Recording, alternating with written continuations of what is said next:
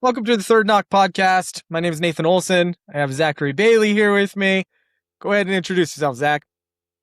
Hello, Nathan Olsen. I'm Zachary Bailey. Nathan and I have been friends since we were 15 years old, and Nate has been in the entrepreneurship for 15 years now plus? Yeah, I don't know, somewhere around, I'm guessing around 18, but I'm really bad with timing. I've owned my own business for 15 years for sure. And then I took a different route. I worked for the government, was in the military, got out of the military in 2018, started driving trucks, and then just this year decided I don't want to do it anymore and pursuing creating businesses and entrepreneurship. So those who don't know Nate like I do, you call him doctor. That's what it's called, okay? He's Dr. Nate. He's a therapist. He's a psychologist. He's a psychiatrist. He's everything, okay? Trick of all trades. For Nate's the been there. disclaimer, I am not licensed or in any way able to give you any kind of advice, and you probably shouldn't listen to me, just to be clear. However, I credit Nate for a lot of some of the progress that I've made because I went through some really hard things coming out of the military and made some really foolish choices. And about 2 years ago, I finally started listening to everything I knew, all the good things, the positive things that I was told. Nate is along that list that would see certain things in my character and told me what I was doing is not for you, Zach. You need to get it together kind of thing. And Nate was working on personal progress of his own, and it motivated me to try harder. And along with some other friends I became fortunate with to meet a couple of years ago. And long story short, this year decided in entrepreneurship since I've enjoyed the progress of transforming my own life. And I love teaching, I love serving, I love helping other people. I've decided to create a business in life transformation services. And so that's my main thing, along with just any way of making income. So Nate and I have been brainstorming and strategizing. There's a lot of things he's done working in marketing, and he's dealt more with social media. I burned a lot of bridges with a little bit of social media that I have used and kind of trying to relearn, putting myself back out there. And so anyways, that's what I believe we are going to discuss today, is just kind of getting into the nitty gritty of, where a person feels stuck at. Cause I'm still working on my own transformation while at the same time seeking to transform other people's lives. And Nate has a lot of insight he'd been through a lot of hurdles and would tell me, some examples of what I could do. So I jumped on this kind of spur of moment. I didn't realize how bad my shirt is. Like, I need to iron my shirt, man. Just gotta. Yeah, I forgot to wear collar or sleeves. Like, look at this. Like, man, it's bad. Like, but America. Yeah.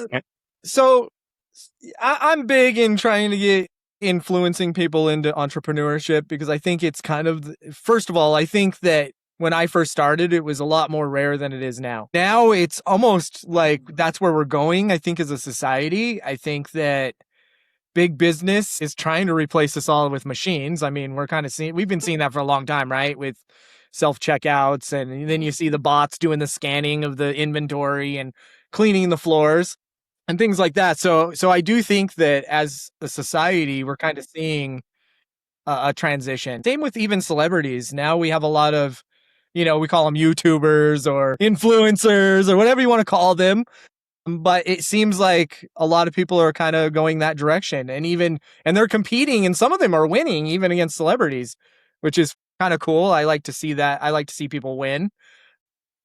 My main thing is I like to help people, and I like to see people do well, because when you've struggled and you've been kind of down into the trenches and you've felt that, it hits you on a personal level. So when I see other people in that position, my instinct is I want to reach out my hand and help them, because there was plenty of times where I was there and I was like, man, I wish somebody would just something, if somebody would just call me or show up and just tell me what I'm supposed to be doing. What am I doing wrong? And how do I fix it? Unfortunately, I had to just learn a million ways how to not to do something.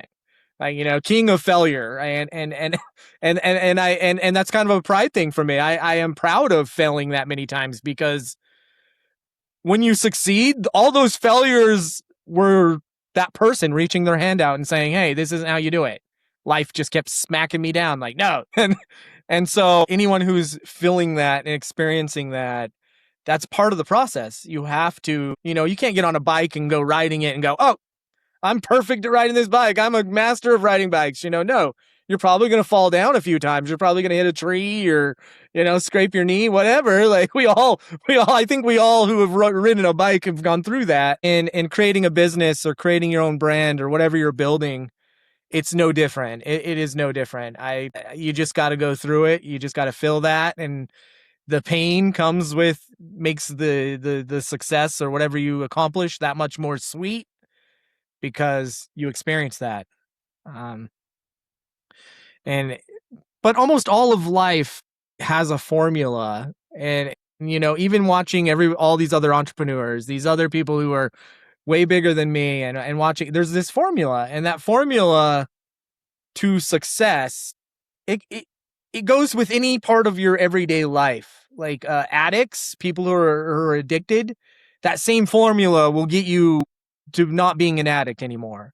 That formula, if you apply that formula to your family, your family life will improve. If you apply that formula even into a job, let's say you have a career, or even if you just work for somebody, if you follow that formula, you'll move up that career path. You'll move up to the top of that job. You'll move up. Like, that's just, as long as you keep trying to improve and get better. I think nowadays things are a lot different. Like I said, I think we are changing. I think the world is changing. And in some, great. We live in the best times to be alive. And that's my honest belief. I believe we live in the greatest time to be alive right now. There's more opportunity than I've ever seen in my entire lifetime. And with that, but the problem is we're also seeing some of the most unmotivated people in this era. And that's not a bash at anybody's, any one generation. We're just seeing it across the board. And that's sad because they're really hurting themselves the most, because you could be doing some really cool stuff right now. We have, I mean, if I want food right now, I can make it happen with a couple push of a buttons. If I needed a ride, I could do the same thing. I could book an airline right now while I'm doing this. I can book a hotel. I mean, literally the world's at our fingertips. And I think that's awesome. And that's kind of what inspires me to inspire others, or hopefully inspire others. Maybe you all are like, oh man, I'm sick of hearing this guy ramble. Maybe I should just go and, do something to hurt myself or something. I don't know. But, like, man, this guy, what was that? I'm good. I'm good now. Maybe 10 years ago when I was going through the worst of the worst, but I would never do that. I have kids. I have things that, matter way more than I feel that matters about myself.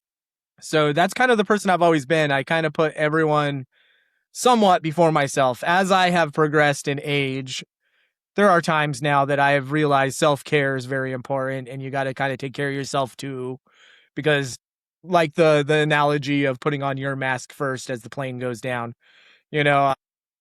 same thing. You got to kind of take care of yourself, because if I don't take care of myself, and I can't help others. And that's kind of my mission, is to help others. I've always just wanted to not have to worry about money and to be able to help others. If I could get paid to help others, like every day of my life, and just do that, I would do that. And it would be whatever. It doesn't matter. Like, somebody's like, oh, hey, my water heater's broken. Nate, can you come help me? Yeah, I'm on my way. Let's get this thing fixed. Let's get you on your way. Oh, I'm locked out of my car. Okay, I'm on my way. Not just marketing. And I love marketing. I really do. But sometimes it feels like,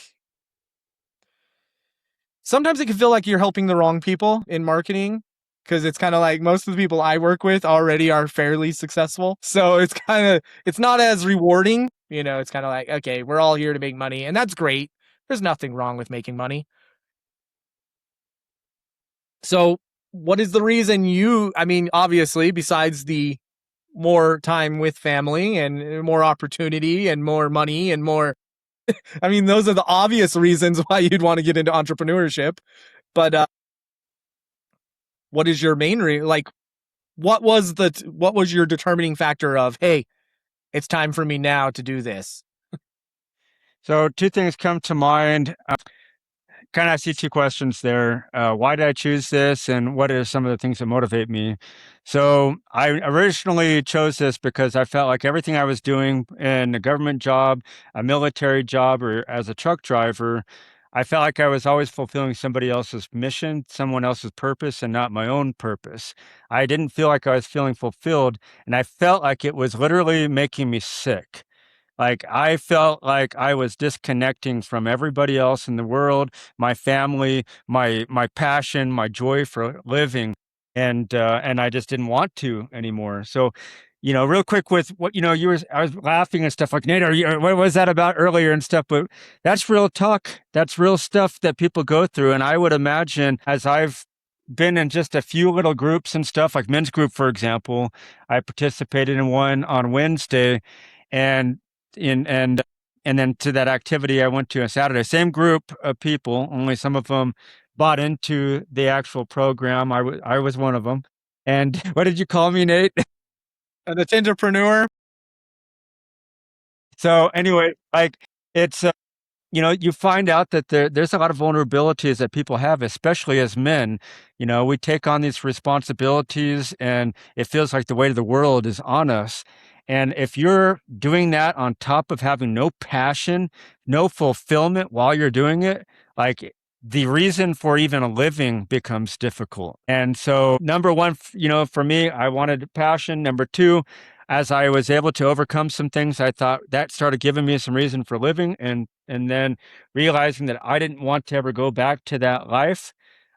I wanted to create a life where I could feel like I was in control of my passion, in control of my purpose, in control of my mission. And I would feel more of that if I was serving other people in a way that was helping them recognize their purpose, their meaning, what motivates them, what makes them feel fulfilled, what makes them feel, definitely not want to take their life, but beyond so much more than that.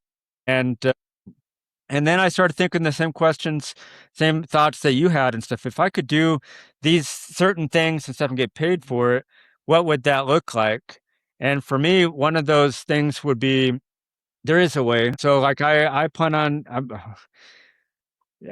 I'm dragging it out a lot to trying to figure out how to do it, because I've kind of taken on too many projects at once to make it difficult to get on any project and stuff. And so from this, I will be learning from it and teaching other people to avoid this mistake in the future once I, figure it out still myself.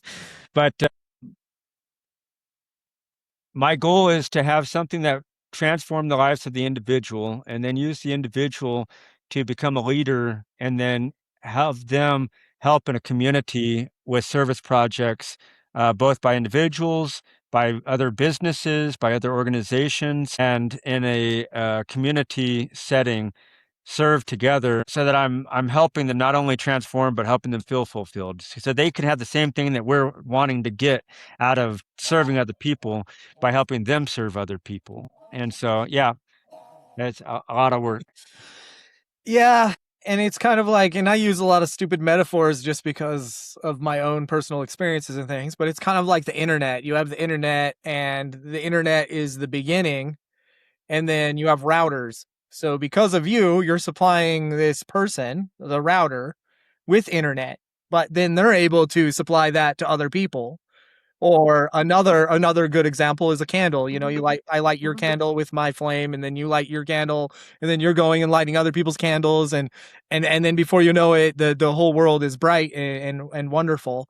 And I do agree with you. Men's health is important. I've gone through some stuff, and a lot of it I've never even told a soul. There's still lots of things I've gone through that nobody knows but myself and the person who did it to me. But it's hard to share, because when I'd go to tell people about it, it would be like, well, what did you do? As a man, it's kind of like you get accused of, well, what did you do to deserve that? Almost as if I had to do something wrong to be abused. And that was a tough challenge, because it's hard to open up to people, because it's like, you're a man. How could you let a woman hurt you because you're much bigger and you're more, and it's like, but I was always taught you never lay your hands on a woman for any reason whatsoever, even to almost defend yourself. There was times that I pushed her away, and I even felt bad about that, which I probably shouldn't have. but the fact is I still did because of my upbringing and what I personally believe, because I believe that men, I come from the era just like you, to where the men was supposed to be the protector. And that's what you were supposed to do. You protect your family and your wife, and you're the provider, you're the protector, you're the rock. And we're supposed to be the strong ones. We're not supposed to show emotion. We're not, you know, rub some dirt in it and, walk it off, whatever. There's lots of sayings that reinforce that. So it is hard for men, I think, in mental health, because we were kind of told over and over again that having these feelings was wrong and makes us the P word. I don't want, because I think that's kind of, a bad word or term to use. But that's what they would call us. And I think that makes it really hard. And I think there's a lot of men out there that probably aren't getting help because of it. So I like to try to express that as much as I can without, obviously, I've learned to build up walls and things that protect my own self and to act stronger than I really am. And a lot of people that I know, they, I don't know, they're like, Nate, you always make things work. It doesn't matter what you do, you make it work. And it's like, no, I'm just too dumb to give up. Like, like literally the screen came up and said that you lost and I keep going. Like, it's like, no, I'm not, I refuse to accept it. It's not that I'm special. It's not that I have this ability to make anything work. It's that I'm, like I said, I feel that I'm just like, hey, it's only over until I say it's over. And long as I keep going, eventually, like, my biggest problem with that mentality is that I don't know when to stop. So I could be working on something that I'm wasting money on, I'm wasting my time on. It's not ever going to return anything to me. And I should have probably stopped doing that a long time ago, but I won't, because that mentality. And so that's been the hardest challenge for me, is to identify these areas that I'm focusing my time on that are a waste of time and aren't helping anybody, aren't helping me. I mean, I'm learning from it, obviously, gaining knowledge. So nothing's ever a waste of time. But that's my belief. And so you talked about having a lot of different avenues or roads, and that reminds me of my own, and that's why I'm mentioning those things, because yes, figuring out where I need to focus that time, that's still an issue for me. That's still a path, because I'm so, I'm out here. I created a fishing device that I'll be releasing soon. I'm still designing the website and things, but when I'm done with that, I'm sure you'll start seeing ads for it, and I'm taking a pretty humorous approach on it. So there's going to be, people are probably going to be like, what is that? And they're going to probably laugh. And that's great, because I deal with trauma by laughing. When I've told people some of the stories about almost being ran over by my own car, and I'm like looking back and I'm like, I see the Mitsubishi emblem of my own car. I'm like, oh, Mitsubishi, it's like, it's not really funny, but it's how I deal with trauma. And I do find it a little humorous, because I feel laughing about things helps cure that trauma. I no longer have to look at back and feel that again. I look back and I laugh because of just how bizarre it was, and how that could even happen in this day and age without anybody knowing. But yeah, focusing on those paths is one of the hardest parts of figuring out what you want to do, because when you don't know where you're going, any path will take you there. So you have 10 different roads. What road do you want to go down? And that's kind of the hardest part about starting. Marketing kind of fell in my lap. So that wasn't really a choice that I really, everything that's gotten me to where I'm at today, I give credit to the creator, God. I'm where I'm supposed to be. And there was no choice in where I became, in my opinion, because this is the path I was supposed to be at and to lead and go down. I did plumbing. Well, everything tapped out, and that's why I call it the third knock, by the way. My first thing was I delivered pretty much, I had other jobs, but my first long-term job was delivering pizza, and you tap out pretty quickly. This is the most you're ever going to make at this job. And there was things that I did. I feel, and I know from comparing to other drivers' numbers, that I did fairly well, usually a lot better than most of them. There was one or two other guys that probably made a lot like me, because they cared. And it was kind of like things like making sure you bring them napkins, make sure you bring crushed red peppers, bring Parmesan, bring extra drinks or sauce if you're able to. Make sure you don't forget anything. If you get lost, get a hold of them quickly. Don't bring them a cold pizza. Things like that. Little simple things, but you just try to be the best at what you do, no matter what it is. Yeah, it was delivering pizza. A lot of people are like, hey, delivering pizza, and that's okay. But I took pride in doing it, and I made sure that I was as good as I possibly could be. I tried to be the best at it. But even that, eventually you get to a point where it's like, this is as much money as I can make doing this job. And then I'm like, I need a career, right? Because a job just isn't going to do it. I don't want to tap out. I want to be able to make more money. So I need a career. And then I did plumbing. And that was great because yeah, you can make a lot of money. But then I hurt my back. And now it's like, okay, there's the second knock. Now what am I going to do? And marketing kind of fell in my lap. And that's kind of what I've been doing since because, like I said, that's the third knock. I answered the door. This is where I was supposed to be. It wasn't necessarily supposed to be a career. I'm supposed to be a marketer and I'm supposed to use what I know to help other people. And I'm still figuring that part out. But I answered the door. I answered the knock. I opened the door. I embraced it. And I know this is it. But for a long time, I didn't. A long time, I didn't know what I was doing. I just knew that I needed to be better and do better and be a better provider. And that's kind of where I'm at. And so focusing in on something that you need to do, if I was talking to you or anyone else, I would say you need to figure out what it is that first knock or that first step of it. What can I do? A, to make money. B, what's the first steps? How do people know who you are? So you probably need a website. You probably need a phone. You're going to need some way of customers and people to find you, whether that's social media or even hanging flyers up in the grocery stores or in the hunting supply stores or any kind of store that allows that still. Getting involved in the community. That's a big one. Like a lot of people, they start out by getting involved in the community, showing up at events, showing up at things that improve society and just volunteering and doing your time there so that you can help as well as establish what you give and what you offer to the community. I think that if I had to start over, I think that's probably where I'd focus a lot of my time just because I'm learning now that that's a huge thing and it really does work. And it's not just about helping you either and building your own business. It's about helping those around you as you're building your business. You'll find that by helping others, they're going to start to be like, I want to help this person with their cause because they help me and I want to help them help more. And so you kind of get these soldiers that kind of step in and they're supporting you while you support them. And that's an awesome feeling because it's kind of like, that was never my intention. I never, like when I first started doing it, I never even thought like this is even a possibility. And I loved that when that happened, that people started to reach out to me and check on me. They started to reach out to me. What can I do for you? I feel like I owe you something. And it's like, you don't owe me anything. Like you really don't. And that's the truth. I don't want you to feel like you owe me. I don't want that extra burden on you. You needed help. I wanted to help. So it's just kind of like figuring out those things in the beginning. That's the hardest part. All of us, I believe that all of us have a gift. Every person on this earth has some kind of gift. And you may not even know what that gift is yet. A lot of people don't. But when you find that gift, that is the answer. That is the real answer. That is the third knock.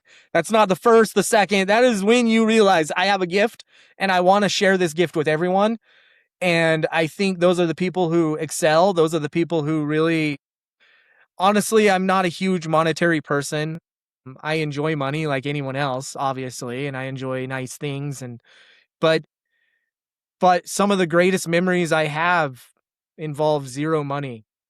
Just sitting down and getting some wisdom from my grandpa, him sharing some of his wisdom and me experiencing that. There's not enough money on this earth that I would ever trade those memories for. I would never trade those moments for. And helping others, the same thing. There's been lots of people that have reached out and said, talking about the mental health, where they were like, hey, you helped me. I was really in a dark place. I don't know if you knew that or not. And it's like, I didn't know how dark. obviously, but I knew they needed help because they're reaching out to a stranger, and that takes a lot. That takes a lot to reach out to even people you know. And a lot of times when I reached out to people I knew, I had bad experiences reaching out to them. They gave me bad advice. It almost seemed like they were rooting on my failure.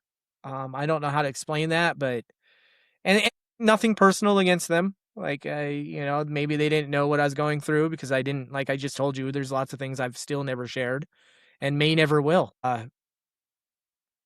But yeah, that's kind of my advice would be to find that gift and embrace that gift. Some people, they're mechanically inclined. They can fix things. That's a gift. Maybe you're really good at talking people off the cliff. That's a gift. Maybe you can draw, and it's just you could just pick up a piece of paper and a pencil and you can draw these amazing things. That's a gift. Maybe it's music. Maybe it's I don't know. Everybody has their gift. And whatever that is, I believe that is the answer, and I believe that if you embrace that you won't have to worry about money. And that doesn't mean that you're going to be a trillionaire, but maybe you will. I don't know. Elon Musk has a lot of gifts. I mean, he's become kind of a controversial person now, supposedly. I don't really know. I don't follow a lot of that, but he clearly is gifted, because how many people do you know that is a private citizen that is shooting rockets and satellites into space, So yeah, and when I talk about a tendapreneur, that's not really a bash on you, just so you know. It's because I've done things similar in the past. And what I found was that was more it created more of a maze, and it created more problems for me. Some of them helped me, obviously, the motivation, the inspiration, the sometimes even the formula that I was talking about. But that formula exists in almost all of them. We're all following the same formula. Even movies, when you watch a movie, it follows a similar formula to where it's like, there's got to be a bad guy, there's got to be a hero, there's got to be conflict, and then there's got to be resolution. And that formula almost follows almost every movie. And the same thing with business or success or overcoming addiction, overcoming struggles. It's the same formula. You just have to follow it, learn it, get better at it. Um, But what I found is, as I got more and more advice, more and more ideas, I became more and more confused on what my gift was. And that's where I struggled. That's where I struggled the hardest. Yeah, I knew marketing was what I needed to be doing, but I didn't know exactly what that meant. And I had to learn a lot of things to be able to do marketing. It wasn't just like I went in and went, I just need to come up with some great titles and now I'm a great marketer. Uh, the day of the newspaper is over. So it was like I had to learn how to do website design. I had to learn graphic design. I had to learn marketing principles. I had to learn SEO. I had to learn ads. I had to learn how to, what ROI meant, or return on investment. I had to learn what all of these different things meant and mattered, call tracking, how to implement tag manager and UTM codes, and all of these analytics, and how to read analytic reports to see if we were actually doing any good. And so there was a lot to it. And had I focused on all of those things I just listed, I probably would have gave up. I probably wouldn't have done it. I probably would have been like, this is too much work. I don't got it in me. It's too much to do. Instead, it was like, okay, out of all those things I just listed, what can I do that can make me money? And then I said, hey, I listed out all of them, and I said, okay, what ones probably makes the most sense for me? And then it was like, okay, let's learn web design, because now I can sell websites and graphic design. And then I can use the graphic design into ads, and I can use the web design into SEO, because now I can identify these other problems. And but the point is it wasn't all built overnight, Rome wasn't built overnight. And now I'm rambling. So let's hear some more from you. What, Sure. what, Well, what?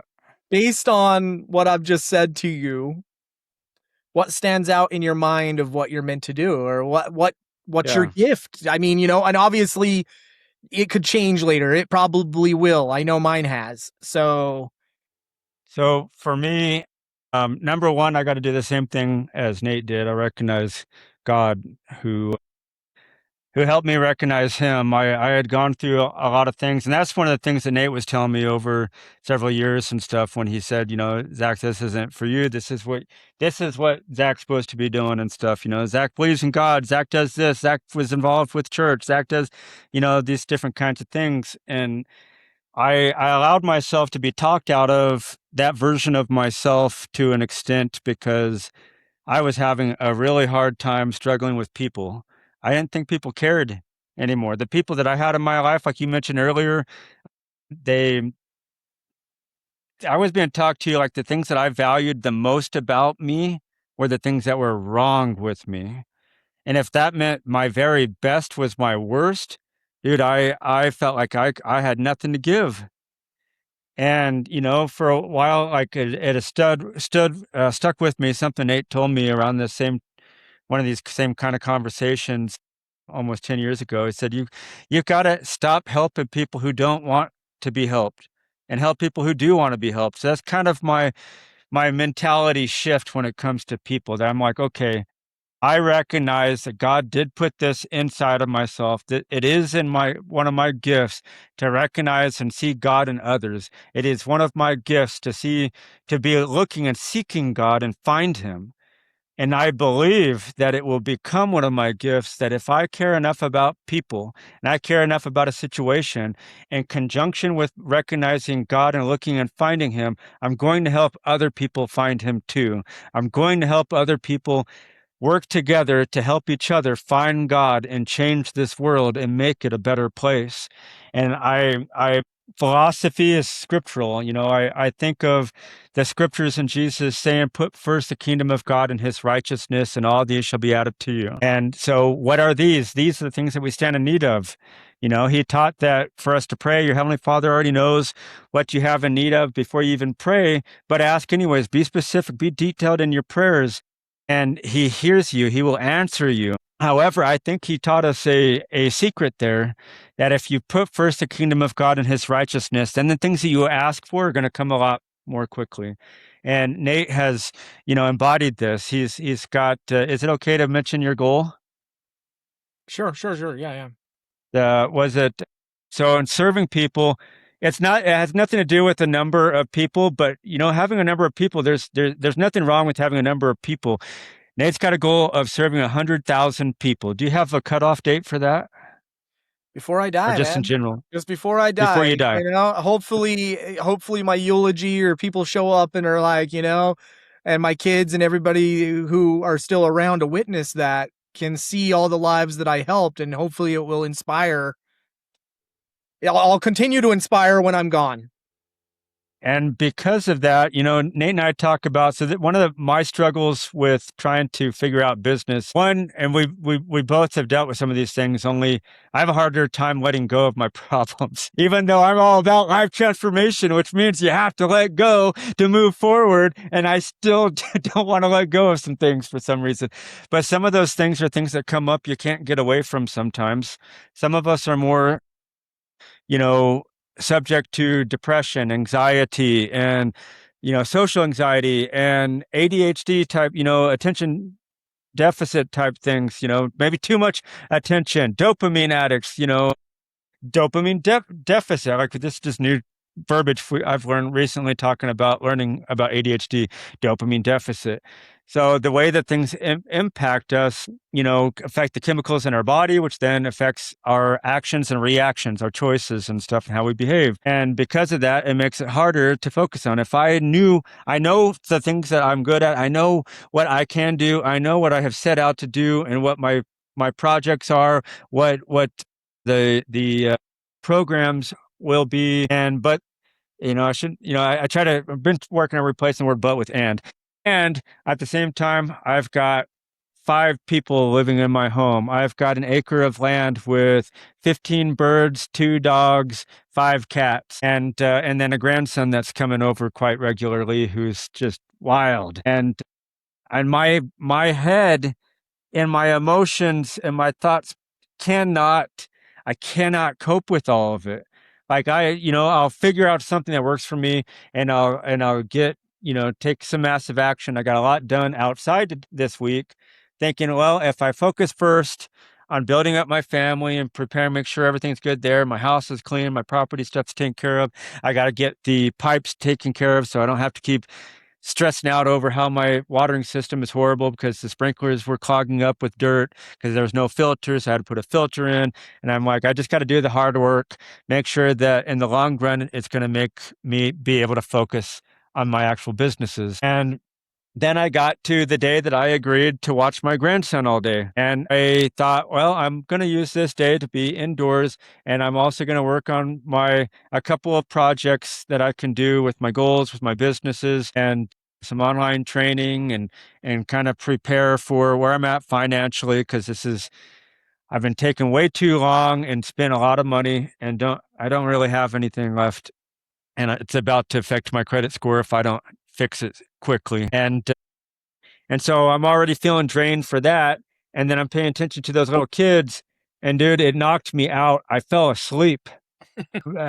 Like, dude, it seemed like everything was okay. I was like, okay, something's not quite right. You need to go take a nap. And I was sitting up there, wild one falls asleep. I'm like, okay, I'm going to do the same thing. Just kind of shut my eyes. I fell asleep and I didn't hear anything till he was up, and I got up. And I'm not even going to say what I found out when I got out there. The house wasn't on fire, thankfully.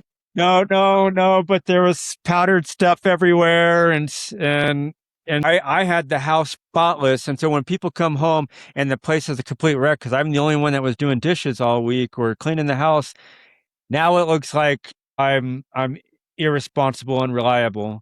And I didn't want to talk about it. I knew it was a bad day. And one thing that I do know about, when you struggle with something in life, you can't continue to stay hooked on it. If you stay hooked on a bad day or something you perceive as a problem that didn't go your way, then it leads to more bad days and more problems. And I was like, I just need to get some sleep. And today a little bit different. I've still, look at the wins. I accepted 100 push-up challenge. I've been doing 100 push-ups every day since Sunday. And so at least I've stayed consistent with that. And I did get things done this week. That filter is working after a few mistakes, and another check the box off of towards that 100,000. I've probably got at least 10 or more of those with my name on it that Nate's helped me with. And he's like, did you put the thread tape on? No, that's probably why it's leaking. I'm like, okay, put that on. Thank goodness, man. I did not want to change that a third time because I didn't have the unions on there. I still don't. That's a different story. We won't talk about that right now. Anyways, back to the conversation. It's overwhelming, and so it's just, I'm still going through my own transformation to figure out how do I manage my time. I told my wife, I said, I'm at the point, like, you guys are going to have to learn to deal with these things without me, because either I'm going to be gone full time for doing the work I want to do, or I'm going to be gone full time doing a job I don't want to do. Either way, you can't have me here all the time. And it sucks because she did decide to start working to try, which I accept. I'm like, sure, but don't do it because you're afraid that I can't succeed. Do it because it's something you want to do. And so she has decided that she loves what she's doing and she wants to do that. Although now we're in a position, with figuring out childcare and stuff. Anyways, my passion is to help other people transform, even though I'm learning as I go that I still have more transformation to be made. So it's very raw, it's very real, it's very in the moment. And I know as I look back, I could still say, as long as I keep working on it and I don't stop, I've come a long way in just 4 months. And so I can't beat myself up for that. And I believe I know enough. The things I still need to do, Nate, that I think would change myself, because, number one, the first idea was having an online business with digital courses, so I could have something that offered something to people where I didn't have to be tied to it if I didn't want to be. And then because I enjoy working with people, I do want to do things one-on-one with people. I just won't be able to do as many of those as I want. And as I've put more energy into this, I realize this could be really big. I'd like to train other people to do this and make it expand. at some point. But from where I'm at now, I've got to get a landing page. I still need a website, and I've made attempts with just my limited knowledge. Chat GPT, I'm trying to do things the easy way. I didn't like what it showed me because it's just showing me the front page. I don't know what the rest of it would look like.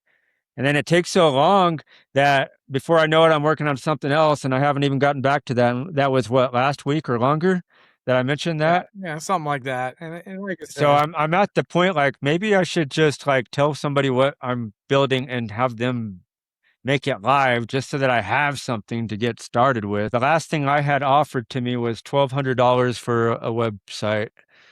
yeah, but you're talking to your best friend here, man, and it's like, if you need a website, we could knock that out in an hour together. We just need to sit down, discuss what you're doing, what you need, and then we'd build it, and I'd show you how you do it. Speaking of which, Nate, I'm sorry to cut you off, but I was thinking earlier, it was obvious, man, since I've known you at 15 years old, this kind of stuff always was your gift. I mean, like, From the outside in, usually we do identify the gifts in others, which is kind of funny. It's kind of like in a bad relationship.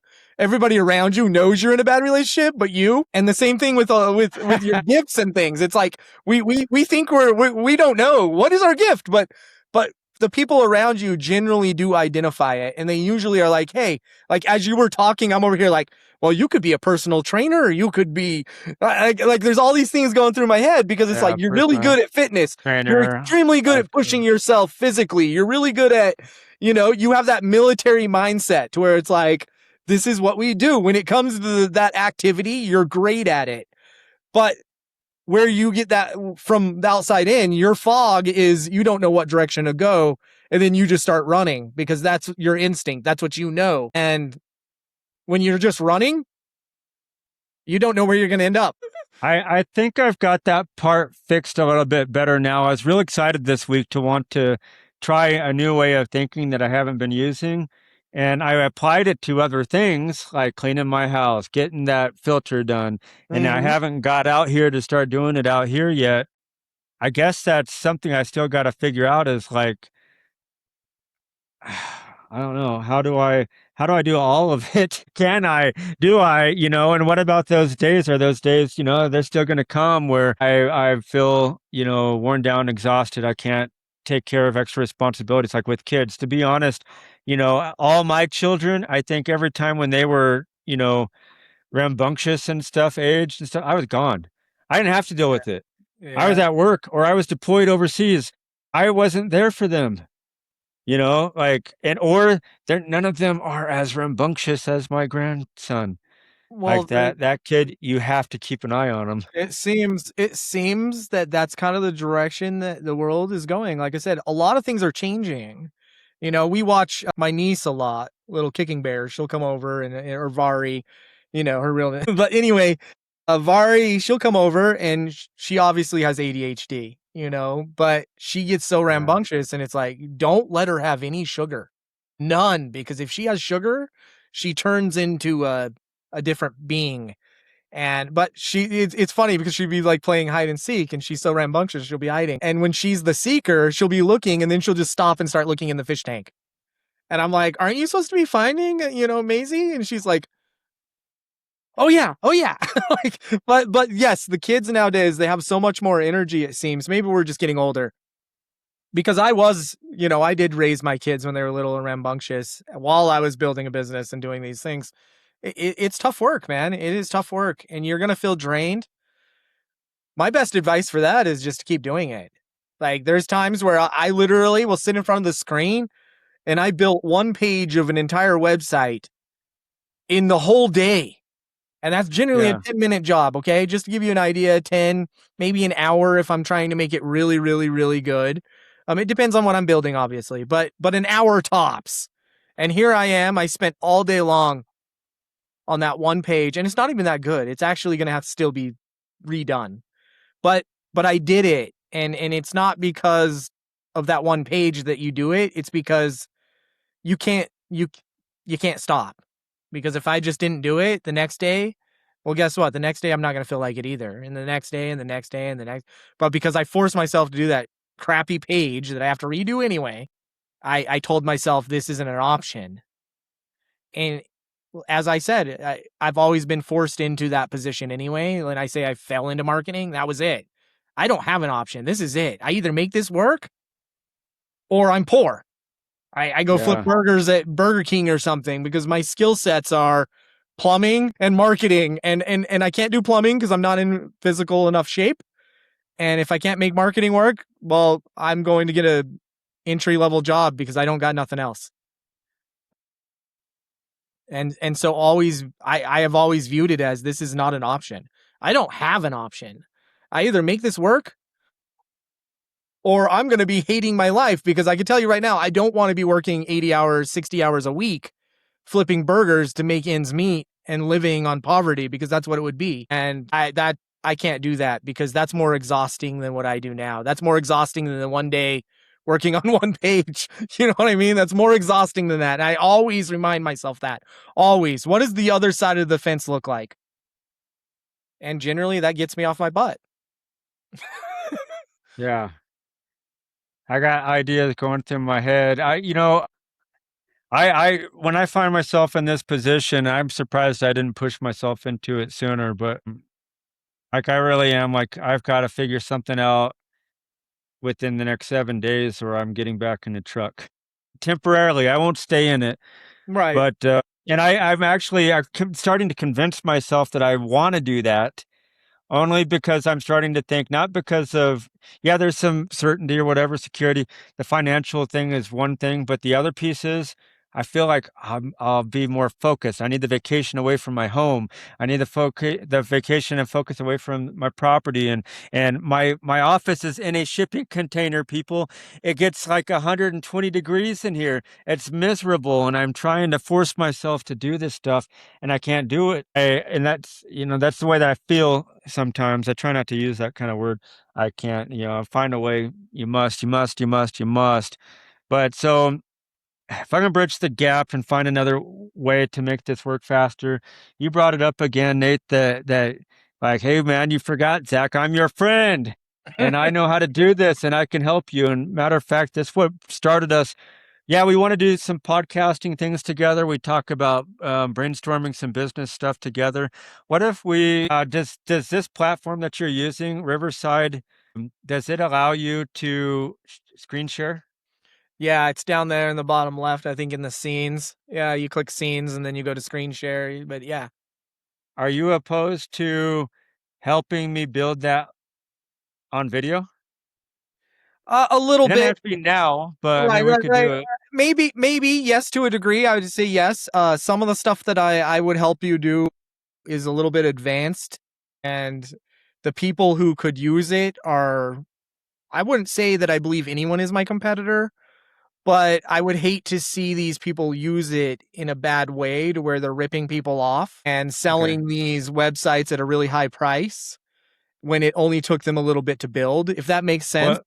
Yeah. What if instead then we record it, you edit the video, what parts you're comfortable with sharing on there that you think your viewers can benefit from, that you're not afraid that somebody Yeah, else would abuse? yeah. No, Mm, we'll build it out and we can document it for sure. And hopefully just me showing those things.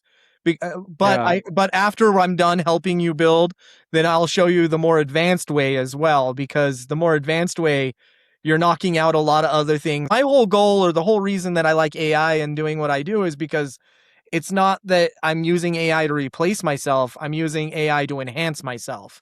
So when you were talking about the chat GPT, you're like, well, it only showed me the one page and I don't know what the other ones will look like. But that's because you don't have the marketing background. You don't have the web design background. So to me, it's like I Yeah. could feed it what I'm I using the need. wrong language. Well, it's just kind of like telling it the specifics of what you're doing because it understands all of that, but it ain't gonna tell an average person like the header, the contact, the call to actions, the this, the then I need the frequently asked question section and I need this and like the AI may know all of those things, but it isn't going to recommend all those things to you because it's going to feel that it's going to overwhelm you or you're not going to understand. Just like if I was talking to it about law or something that I don't know a lot about, it's going to give me the basics. It's never going to go into everything in detail. So But here's another idea I've got, Nate, and I don't know that you have this experience yet. You may be heading this direction as you've been jumping in more with social media. But I've been noticing some of these places that I've been going to, watching other people with their projects and their businesses are using sites like School, yeah, a yeah, community site. They can do a video like we're doing now and teach people in a group, kind of like Tony Robbins does with groups. I think there's some things. I don't know if they all have the availability to create like break what's it called breakthrough break rooms. I don't know, something like that, where they go in a different place and they work on something that they were tasked to do with a couple other people, and then they come back in. I think that some kind of idea like that I would like to do. I've seen that some of these things, I think School included, you can put on digital courses and stuff on it too. yeah. Do you know how to do that kind of stuff? Yeah, absolutely. I don't do it for myself because, and a lot of people have asked me, like, a lot of people will ask me, do you have any courses? Do you have this? Do you have that? I've never really done that because, like, for myself, I should say, because to me, I'm like, I'm busy doing the work. That's how I make my income. Okay. I'm doing the work. Yeah. So a few years ago, I had what they call a scarcity mindset. With the scarcity mindset is there's only so many clients, there's only so much of something. That resource, it will be depleted. And so in my mind back then, it was always, well, if I teach everybody everything I know, then why will they need me? I'm creating a competitor to take from that bowl that's going to be empty. And it wasn't until probably 3 or 4 years ago, maybe longer. My time frame's all but the point is I always had that scarcity mindset versus now I have more of an abundant mindset to where it's like if I can help others and they can do this and they can do it right, I'm actually helping society because now some of these people who may have charged people to do a task and they couldn't actually perform it well, that's a disservice to them and their client or whatever they're doing. So so yeah, I am familiar with School and things like that. I've even been in some programs like that for like automation, people who were really good at that, and I wasn't, 6 years ago. So I actually joined stuff like that before, and actually they were teaching me automation. So I see the appeal of it. In fact, OnlyFans, I know that's funny. OnlyFans actually started out as a platform like School. Most people don't know that, but it started out as that. It was more of like a platform where people would pay you to teach you your skill, or they wanted to follow you as an influencer or whatever. It obviously migrated into the sexual theme it is now, but it started out that way, and then School kind of came along. There's a lot of others now too. There's so many platforms that offer it, or build. A lot of people now with AI are just building their own, or some people use like WordPress and they'll create their own, like, you know they'll use WooCommerce and they'll break their course down into and use to where you download it or whatever. There's lots of options. And I have thought about it before, but like I said, once again, that's a lot of work. It's a lot of work for me to put everything I know into a platform like that. And I think a lot of people, from my experience, from what I talk to these people all the time because they're like, do you have a course? Do you have this? Do you have that? And they're like, I've already bought 5 courses. And that goes back into the attendapreneur kind of thing. These people are trying to attend these things or buy these courses to learn these things, and a lot of them will buy it and then they don't do it, or they'll buy the course or get enrolled in School or whatever, and then they don't even follow through with maybe one, maybe two of the videos or whatever, and then they give up because you almost need somebody to hold your hand. I've thought about creating like a Facebook groups or a Facebook group or a group or something, a community to where we kind of an accountability community to where we all kind of check in, and it's like we kind of set these goals, and then we have these people that are making sure we're staying on our goals, because they're like messaging us and going, hey, did you do that today, Nate? Like, was that done? And then tomorrow they're like, okay, yeah, you told me you were going to do that. Is that done? Because you almost need somebody to hold you accountable to do those courses. And that's my opinion. Like, I know people that have done them too, and they did really well and they excel. But I do think that it's kind of a hard thing. It would take up a lot of my time. It would probably take 90% of my time to build something off of what I know because there's just so much. there's a lot to it. I listed a few items earlier, and even just listing those, it seems overwhelming. And you got to break all that down. Every little step has to get broken down, and it's a hard thing to teach all of the things. At least that's me. Like, I know people that do it. I know people that sell courses. I know people who do well that way. And to me, it's like, I'd rather do the work. I'm kind of a hands-on guy. I downgraded from plumbing to marketing in a way because I really like to fix things. I really like to do those things. And so marketing is an extension of that, fixing things. But not using my hands, obviously, to a degree. And then so doing a course would be even another downgrade in my mind. Because now it's almost like once I'm done, now what do I do? You know what I mean? Like, Right. free money, like that would be great to a degree, but it's a lot of time and I have a lot going on. Like I said, I have inventions, I have things that I'm trying to, that's my goal, is to kind of create recurring or automated money. So then I can focus on helping people full time. That's what I eventually want to get to. But yes, that would be a first step, in my opinion, kind of for you, would to be kind of create these courses, because you do have a lot of knowledge. You have gone to a lot of things that you've been exposed to this formula. And from watching other people and their formula or following that same formula, it's all the same formula. It is.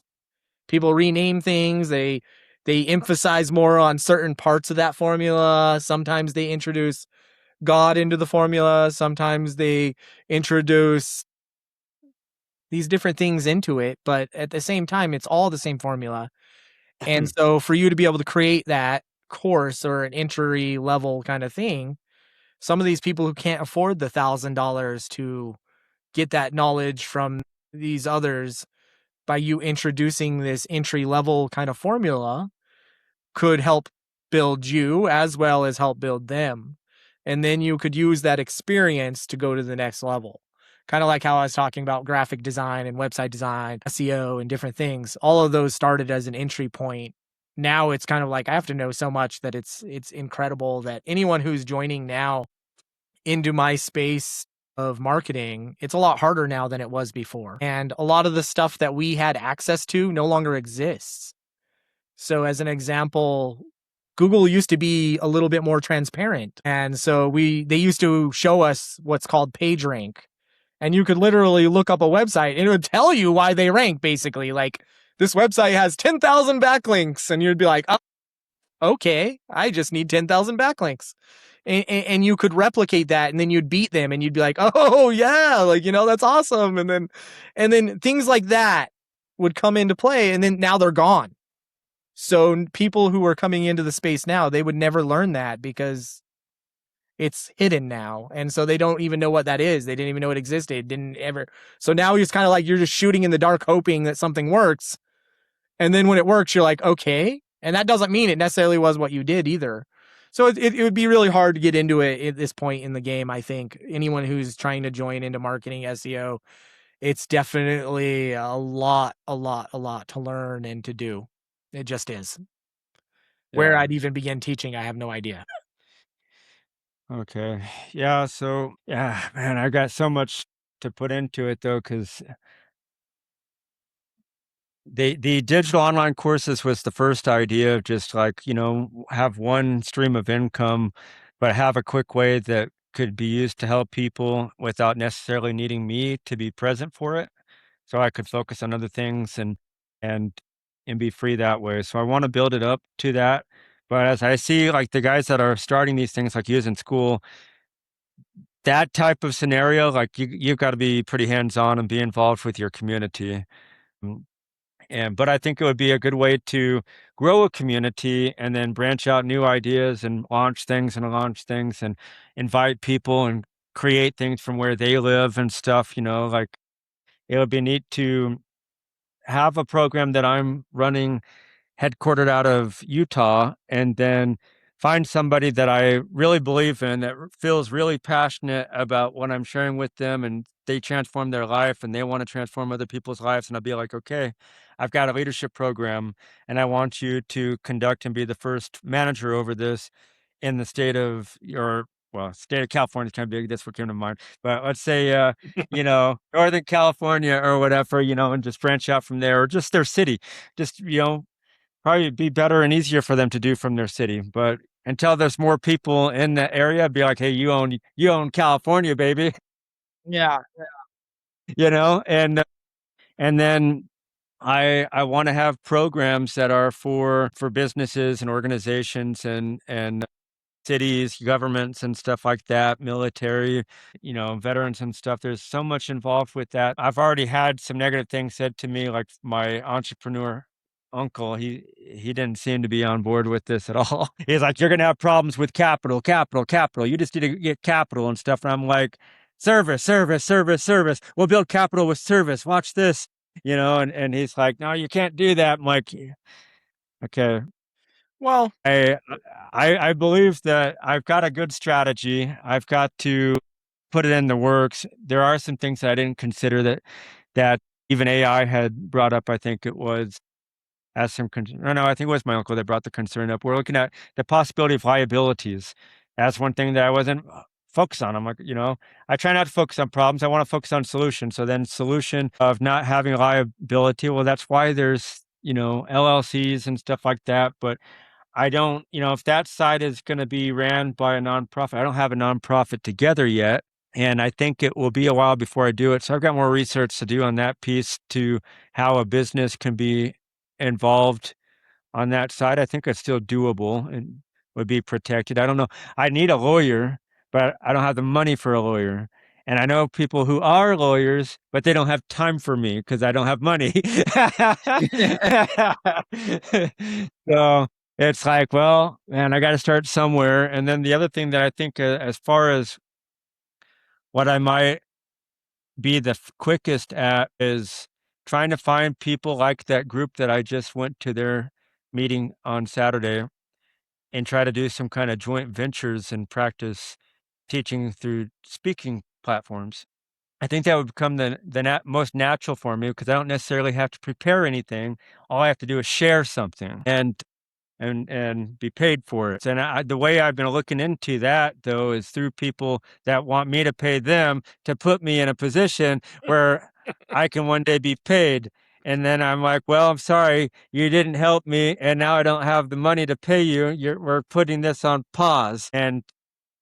But so that's why I was thinking again with school and stuff, or these social media communities, I need to be engaging people more, share one another's passions, build some relationships of trust and where people feel something and then they're like, hey, I've got this going on. Why don't you come over and be a speaker? I'll give you a small piece and we'll see how you do. Something like that, would be a good way for me to kind of put my foot in and then, for me to stop focusing on the problem and thinking that I got to get back in the truck. So I get back in the truck. Yes, I'll have time to be away from things. Yes, I'll be making some money. Yes, if depending on the trucking job I choose, I'll have some downtime to work on some of the training that I'm not doing at home where I should have already had it done at. But then, yes, it would also take me away from the live action of actually doing something in any of my businesses making money. I could do the training pieces and the development pieces still from, in my truck where I'm driving, as long as I've got satellite, but I don't know that I would be able, unless I'd be like, hey, I got my 34-hour reset in Seattle. I'd like to do a speaking gig tonight. I'm going to be parked over here. I'll call an Uber. Just tell me the address. Truck drivers, that comes on over. All right, today I'm going to talk about, beliefs and limitations. I guess it's doable. when you And there's a lot of positions like that you can get in there with no strings attached and leave whenever you feel like it. it's it's tough to get into the speaking circuit. They generally require you to have a pretty good experience of life or have built something. Now, I'm not saying that to discourage you, and I'm not saying it's impossible. I'm just saying that you got to figure out what takes you from here to there. Now you're talking, you might have to go back to driving truck. You could literally create a blog or a channel that's like talking with the trucker, or whatever. It doesn't matter. And now you're driving and you're videoing while you're, obviously safely, but but you get what I'm saying. Or I when you're definitely stopped. couldn't drive while and record it. Okay. All right. Well, see, Now and is the truck I don't driving. know laws or anything. I'm just throwing these ideas that Uh, come into my mind. yeah, But yeah, you're parked, you're taking a break, you're doing a quick video, and you're going all over. So there's, or you may be going all over. So there's obviously you're stopping at sites, and and you could even start something that's like recommendation of places you should stop by and see on an adventure. I mean, there's there is money. something like that on what's SXM radio. There's some trucker Yeah, yeah, station. that's what I'm saying though. But but Yeah, but there's money everywhere. One of the things that I'm learning now, this far along, is I'm trying to monetize off of things that I already do. So as an right. example, I like to fish. So maybe I could make money doing what I already enjoy doing. That's hence the fishing invention. So and then the same thing like metal detecting. I like to metal detect. So what's stopping me from making money doing what I already love to do? There's money in what we already do. I guarantee you there's money in what you already do, but and I'm already doing it. I don't need to change anything. I just need to document and record or give insight of what I'm already doing. You mentioned you have a lot of animals and you're mentioning a garden and you're mentioning these things. Clearly you're either passionate about it or there's a reason you're doing these things. It's not that you just said, tomorrow I want to make my job harder and do all this extra stuff, right? You're doing this for a reason. Yeah, And I think there's value in that. I think there's value. I think that there's lessons to be taught from everybody. A lot of people don't think that way. A lot of people believe that you have to have been, when I was talking about you had to have built something or something, that's the foundations. This is marketing principles. But I don't believe 100% in the principles. I do when it comes to client work and stuff like that, because these are formulas. Once again, you have to follow the formula in order to win. That's it. But I see value in everyone. Even talking to people, everyday people, I learn new things all the time.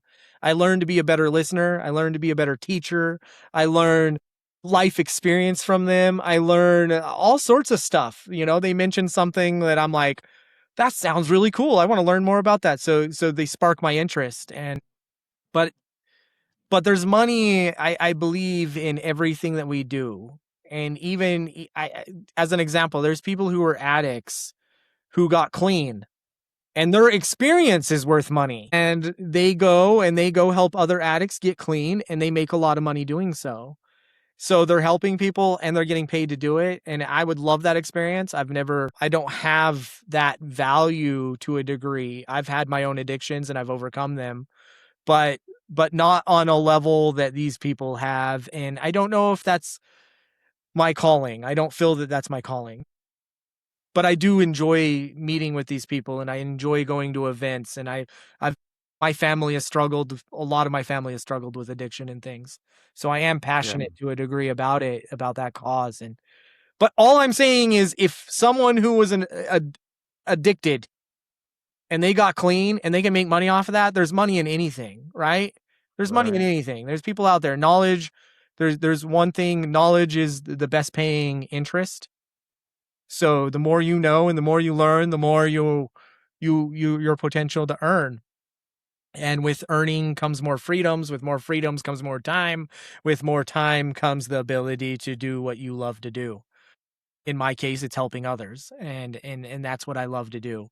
Over anything on this, there's nothing that brings me more joy than helping others. And that was something I had to learn, because I've even told people, and people, I'm sure you can find videos of me telling you that I hate people. I've had a lot of bad experiences with people. I've had people treat me bad because of things that I didn't understand, having ADHD that I didn't know I had. Feeling stupid, lots of different things, feeling that I didn't fit in, feeling these awkward moments of people. And it seems like when you have those feelings that these bad actors come out of the woodwork to treat you and beat you down. They just do. And that gave me a bad taste with experiences with people, and that heightened my social anxieties, and I wanted to avoid it more. And as you avoid it more, the more you dislike people, because the more you have those experiences and the more awkward you become. And that's just part of life, unfortunately. So I have to kind of hunker down and focus on, I don't hate people. I really don't. I really love people. I really want to help people. But I also got caught up in trying to help people that didn't really want the help. And there's nothing quicker than sucking every life and ounce of soul out of you of trying to help those people. You'll be left By drained. that is something I've learned. I caught myself in the act of going against one of my own beliefs recently. You may have heard me share before about like when where your focus is, there will your reality be also. So if you're focused on problems, you're bringing in problems. The way that you've worded that to me in the same conversation that you're saying, you said if you hang around the trash long enough, eventually you start smelling. And so I had this scenario, actually recognized it in my marriage where we've had conversations. I go up and down and stuff about wanting to get out of it. I want to get out. I want to get out. I'm get out. I'm tired of this problem. Then it occurred to me, what was I doing? I was You're focusing on the focused on the problem. bad. Yeah, you're focused on the bad. I wasn't focusing on what was right and what was merging me towards kind of in a way I was causing a problem. I was making a problem worse potentially. And I come to realize that I was doing that because I was afraid. And then everything I was doing, it just felt like everything was going against me. I thought I just wanted to get out of here. I wanted to start fresh and I'll figure it out. And then when that realization came over me that I was focused on problems and that I was creating problems, I thought, well, I can't do it that way. And honestly, part of the potential that's changed my insight on things is to stop even don't not just focus on the problem. I had to decide that I had to focus on what do I have to do here. And I also came to realize that, man, I was mostly focused on our relationship from my perspective and not as much on her perspective. And as I finally was able to get her to break open and share some things of her life, I realized I'm responsible for a large portion of what she shared with me. Although how she's coping with it is not my fault, that's hers. She's accountable for how she deals with it and how she then uses it against me. That's on her. But her initial pain, parts that I caused, it was my responsibility to heal. And as much as I have changed and have worked on things, I've done more healing for myself than I have healed her. Well, And I still have a responsibility to help heal her. I that can't goes expect that she will be healed, right, but that but goes it's back something to I the have mask to on first, work on. right? You got to put your mask on first because you're gonna have to heal yourself in order to heal others. You can't go back into that with that same mindset. Right. And some of the healthiest relationships I've seen, like especially they're the entrepreneurs, this is kind of their mindset with their relationships. They say, hey, look, my wife works on being the best version of herself for her, for me, and I work on the best version of me, for her. We're not talking to each other to try to tell somebody what the other one needs to do to change themselves. We're working on changing ourselves for each other, and that makes the relationship healthy and better and makes it work. I hear that a lot and stuff, and it's like, why don't we necessarily give that a shot? And for me, for one of the things I had to realize with my wife, I was like, well, I'm focused on the version of her that I admire the most. That person I would do anything for. The part of her and the version of her that I don't like, nah, I'll use that as an excuse, the reason why I want out of here. Yeah. Like, you let that one touch me, I'm gone. Yeah. And then it occurred to me, like, man, if I really care, I got to be somebody that can accept. If somebody's got more than one version of themselves, I need to learn to love every version of that person. How can I ever offer something to exemplify for them to become better if they don't even feel loved and accepted for the versions of them that they already are? And so, the first piece of growth for any of us, I think, is to recognize the good. Yeah. Stop focusing on the flaw. Nate and I went over some of the things I learned recently from that group last Saturday. Some of the guys were in the military and they talked about some of the military creeds and said, make a creed for yourself, put your name in there and stuff. I am Zachary Bailey. I'm a warrior. I'm a member of a team, of a family, of a royal family. I'm God's child, or whatever you want to put in there, right? I am an entrepreneur. I'm a loyal CEO, marketer, like I put others' needs before myself, right? That's kind of the idea, is the I am statements and stuff, and your creed and your personal beliefs and your values that you put in yourself, and then make it real. And for me, when I was building one, I thought, I don't find faults in others. If I find faults, I find them within myself so that I could become a better version of myself for others. That mindset alone is enough to change a relationship For sure, and for make it sure. better. So the things you're talking about, almost every single one of them, we talk about these. I talk about these formulas. You go back to Marcus Aurelius. You know, he wrote his basically whatever his notes or his journal into a book. It's called Meditations, and he talks about these things. When you talked about I need to love her every version, he one of the examples he gave, I believe, was kind of like a dog. You love this dog and you love this dog to death, and it slobbers all over your face, and it gets in your mouth, and you're like, oh, who really, most Yeah, people, you don't love that, right? But he right. he talks about in there that you need to love Yeah, that because that is part of that dog that you love. That is part of it. So even though it may not be your favorite part, you got to yeah, accept, and once you've lost that dog, it's passed on or whatever, you look back and you would almost love for that slobber to be all over your face again.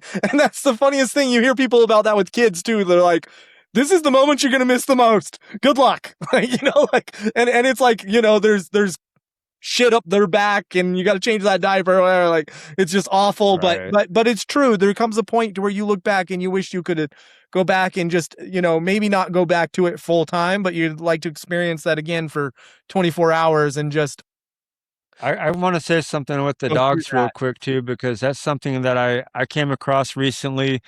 Some people are good at making some educational videos, little shorts even on Facebook. And I saw one that was talking about the different things your dogs do and what they mean. When it was talking about licking, Hmm. they said it licks because that's the way that it shows affection. It's Yeah. how it feels loved. Right. It's Yeah. it's it's bringing itself back to being a puppy, and, like, so I Yeah. was thinking with my dogs, it reminds them of the day that I said, "I will take care of you." Yeah. And I've our dogs are rambunctious, we end up putting them outside, and we're trying to bring them back in now and stuff because it's just too much and too hot to be outside, but I catch myself still being like that, like, "No, no, no, don't slobber on me, let me do this," and I start thinking about that video, and I think, if I don't let them lick me, they're not gonna feel loved. They're not gonna have their fulfillment and purpose to live, and I have to let them lick me. I Yeah. can go back inside, wash my hands, but they have to have something. It's part of having a dog, man, and it really is. Some dogs are worse than others when it comes to slobber, and certain breeds are worse than others in certain different ways, but it's one of those challenges that we have to overcome. And with dogs being rambunctious, generally, there's training that you need to be involved in. For me, with my dogs that I had that I loved dearly and they're gone, but clicker training was a big thing because I could teach them that the clicks meant that they did what they were supposed to do. I felt that with animals, the biggest thing, and the biggest thing in most of life is communication. Animals don't speak English. You're not talking to them. They don't understand what you want. But the clicker, once they understand that click means they did what they were supposed to do, that communication is more clear, and they become less rambunctious because they know what you expect or they kind of understand routine. They understand routine is a big thing too. But yeah, the same thing with back to the meditations, though. He also talked about the hardest challenge that he had from the people who were teaching him was in order to be an emperor, you had to go through these things. You had to, you can't judge and you can't jump to conclusions. So he was talking about also negative thoughts. So negative actions obviously was one they had to learn to control. You can't do negative action. That's not allowed at all. But they're also not supposed to have a negative thought. And he talked about that, working on that for years and it being such a hard thing to overcome because our instinct is to go negative, especially in this day and age. That's what social media is.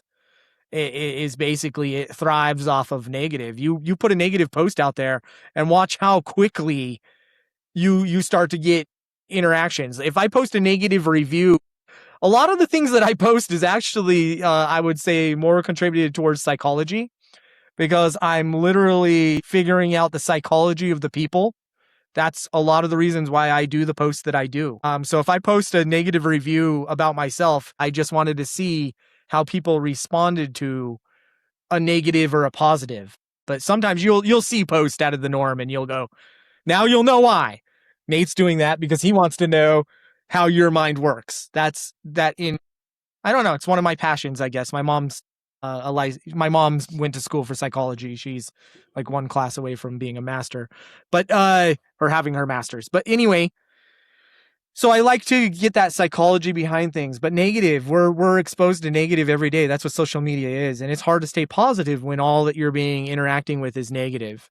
It really is. Like you were talking about being focused on that. You're driving down the road. You're looking at a tree. Look at this tree. Oh, you're so focused on this tree. Oh, wow, this is a beautiful tree. Before you know it, boom, you've hit the tree. You know, like that's because you were supposed to be watching the road. What's in front of you, not the tree. Like, but a lot of times we do that. We start focusing on the tree.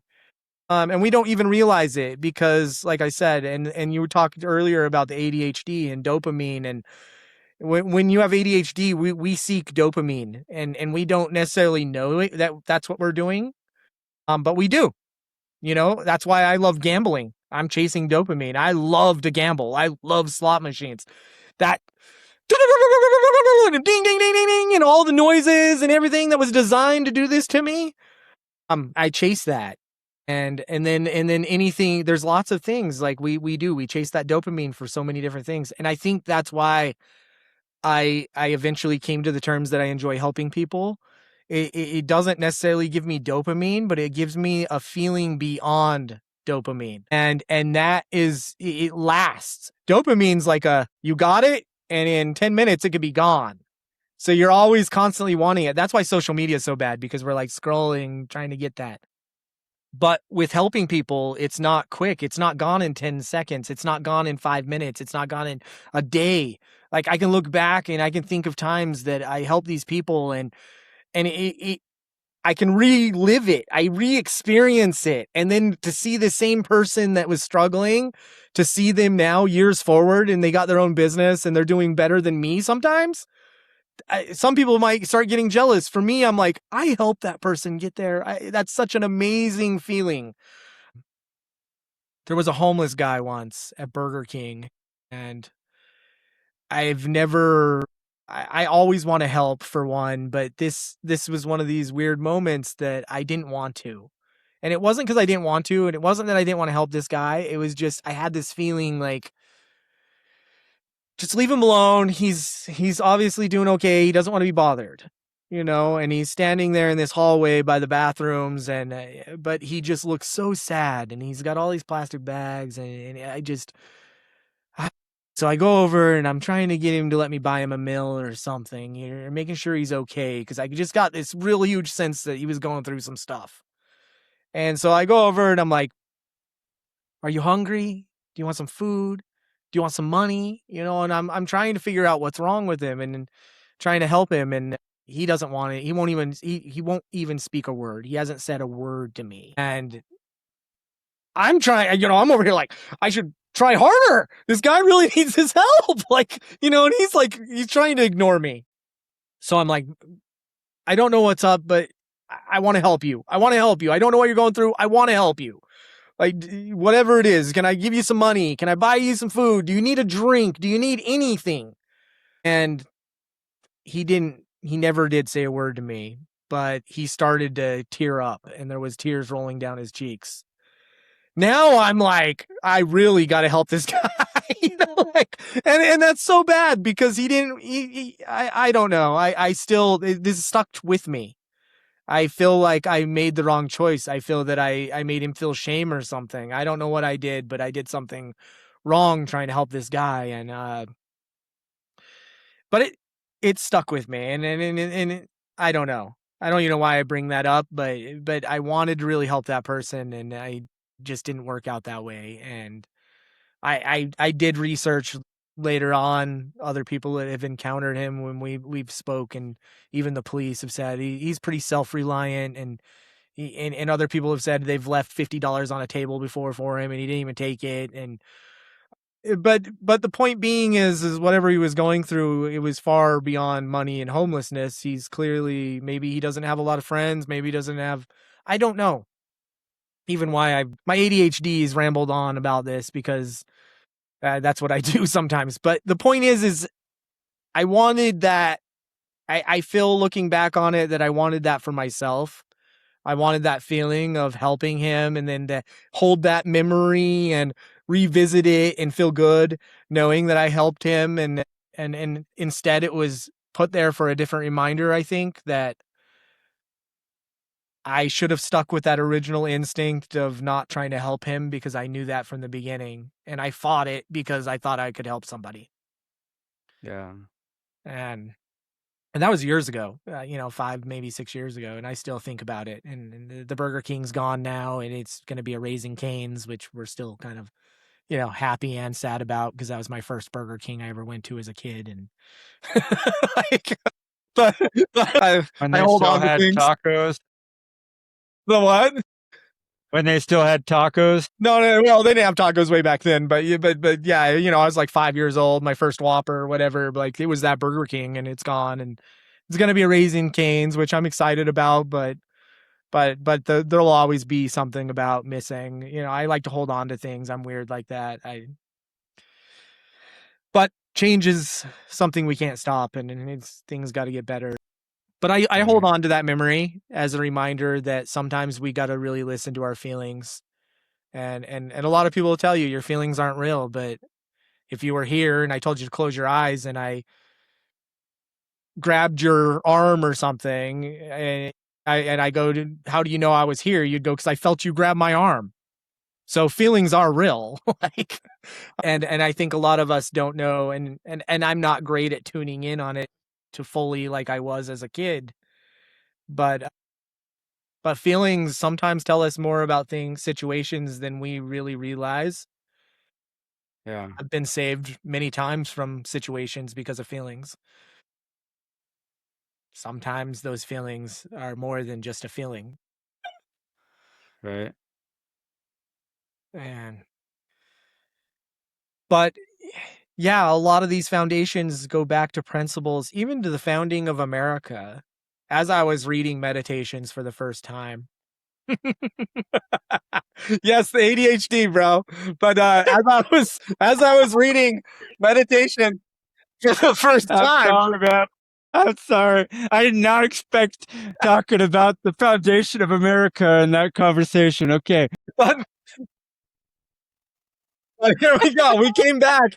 And yeah, the foundation of building America, or America's foundation, like our founding fathers and the Constitution and the framework and all that, followed almost the same formula. When we go back to me reading Meditations, a lot of the Romans and all of them, they believed in that same formula. When you read that and you're going, so you're telling me America existed before America existed? Because that's what went through my mind. The whole thought process. And he eventually, he didn't want it to be dictatorship. He wanted to give it back to the people, Yeah. And so I'm over here like, wow, America existed before America existed. And whether you love or hate America, that's up to you. But what America was built to be may not be what it is today. It may not be what it is tomorrow. But We're going to make it better. the And it's formula, going to be better than. formula, and the We're going to use formula. a formula, and we're going to make it better than, what's that city? Atlantis, Atlantis, yeah. Because the way America's been going, it's the next Atlantis. Well, I think If that if we don't make a change, man, it's just well, it's not looking too good. We need, and so is the world, man. We got to raise it up, and the only way it's going to be raised back up is with principle, with standards, with values, with beliefs, with good people formula. willing to speak up and do something even when they don't feel like doing it. Well, it goes back Yeah. to focusing on the negative, right? Because we can Mhm. look at America and we can talk about all the horrible things. We've all had horrible experiences. We could talk about the price of living. We could talk about the cost of gas. We could talk about the cost of food. We could talk about the homelessness. We can talk about a million things wrong with America right now, and anywhere for that matter. But very rarely do we sit down and we start talking about the great things. And like we said, now we're focused on the tree. And that's just that. The tree? Yeah, the tree, you know? We're driving down the road. Oh, yeah, yeah, yeah, yeah. And before you know it, Yeah, you're crashed into the right, tree. right. And I think that social media has trained us, our brains, to look at that, to find the bad. And that's hard because it really is hurting us.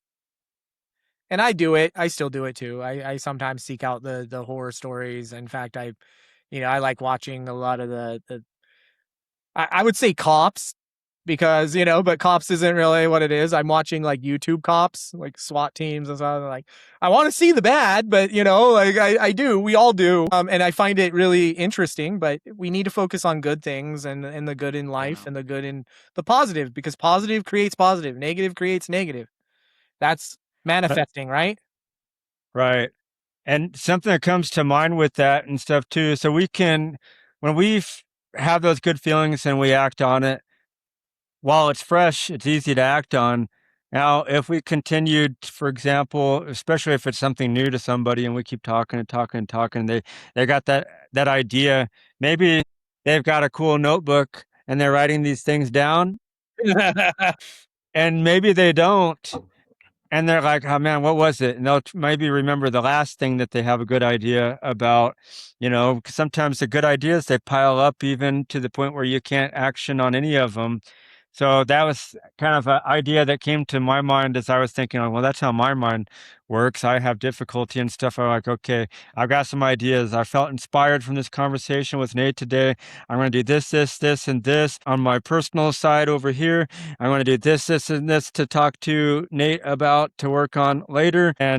And then dealing with people, this is how I'll start talking with them because I realize, well, if I'm struggling with this, I need to start talking to people like they're going to do it. Especially one of the thoughts was, I have a program I want to do with kids because we've had 3 children that committed suicide this year. And I want to help them, learn how to recognize their feelings without identifying themselves that that's all that they are is that feeling to the point where they want to escape it through death. I want them to have another feeling and help them learn how to pull out the creative side of them and give themselves meaning, purpose, and fulfillment. And so as I was thinking that I was feeling, see, that's my ADHD. I realized my feeling and thoughts was saying like, okay, wait a second, I got one idea. Now Nate's going on to another idea and stuff, and I can't handle 2 ideas because then I won't be able to action on any of them. I need to only focus on one idea so I could take action. All right, note to self, when teaching people, give them one idea to action on, and then follow up on it.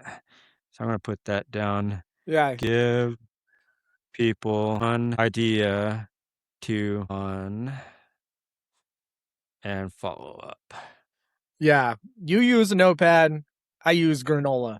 Not the food, but Oh, is it recording for you? well, Writing notes for it's you from our conversation? transcribing. It's transcribing. So I have a transcript when I'm done, and then I can drop that into AI, and I can get a bullet point. And then when I'm going through and Summarize I'm it cutting and more? editing, because I'm going to probably have to cut and edit and reassemble some of this for it to be able to be not Oh, ADHD brain.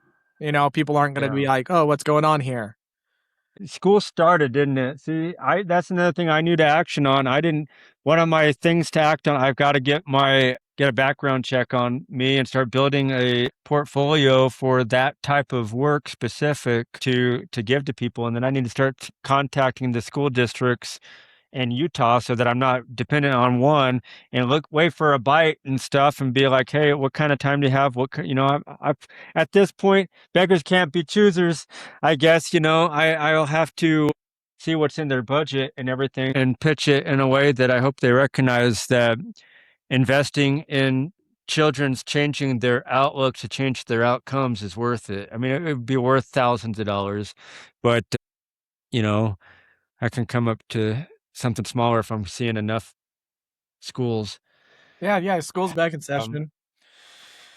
yeah, that shouldn't have been procrastinated. This kind of stuff I'm dealing with, that I feel inspired to do, and then I'm so slow on taking all the necessary action steps, especially when there is time, because then I think I've got it, and then the time's gone, and be like, oh man, I should have done it when I had the time, The when it the more knock. sense. You should have answered that knock. You should have answered the first knock. You Yeah, know, you should answer, but it's that never was too late. my.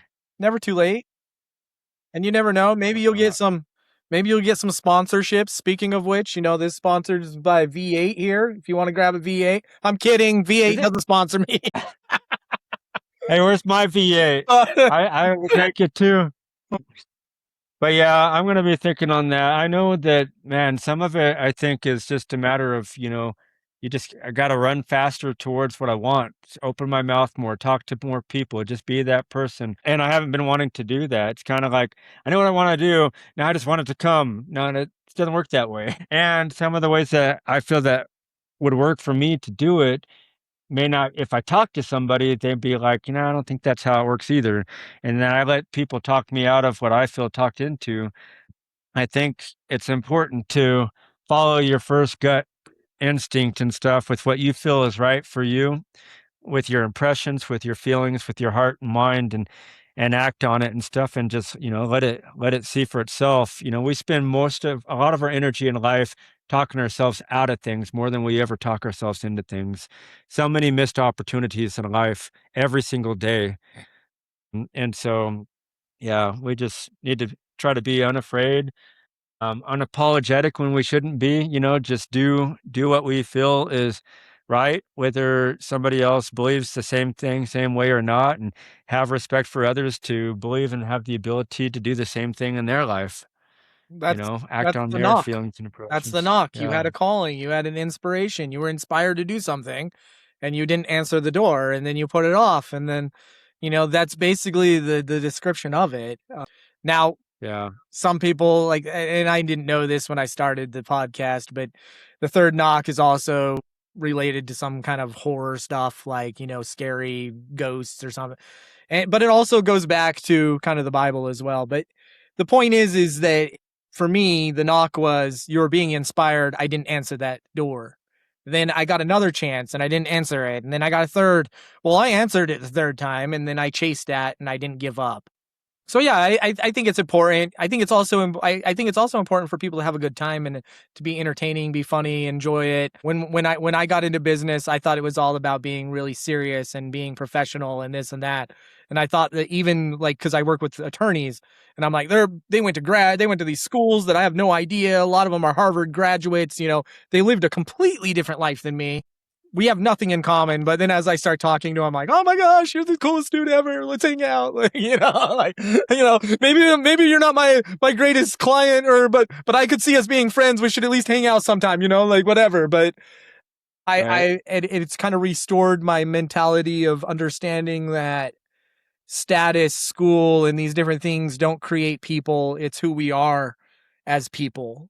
Um, which is important for us to kind of focus on, not saying, as a society, we do focus on negative to where it's like, oh, the janitor isn't worth as much as a principal, or a principal isn't worth as much as you know what I'm saying? Like, I think that we let our occupation create our status, and I think that's messed up. I don't think that that's right.